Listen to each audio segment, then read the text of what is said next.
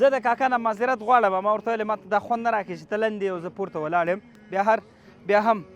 نو مخکې مکمل ویډیو کتلي دا خلک د خواري او زحمت څخه ډک خلک دي سهار وخته راځي دلته خپل زحمت وباسي خواري کوي او تر څو پورې بچو ته خپل یو مړی حلاله روزي پیدا کړي الحمدلله موږ ورته یو زر افغانۍ ورکړه تر څو پورې خپل بچیو ته د شپې ځي لږ میوه ویسي ورته په دې قوس یا جدي میاشت یا مثلا ډسمبر میاشت کې څومره یخې دي ما یو دقیقه پکې لاس د اوبو کې نشي مسافر ایښودلی ولې سهار چې کاکا راځي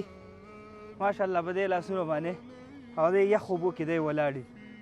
داسې د هر چا کار نه دی نو کاکا الله دې اجر درکړي دا یې دې خلکو حق دی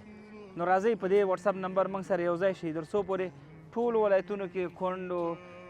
معلولینو یتیمانو لپاره یو څه وکړو الله مو خوشحال لره السلام علیکم کاکا وبخه خواته لږ لاړ شه چې اوبه نه غورځېږي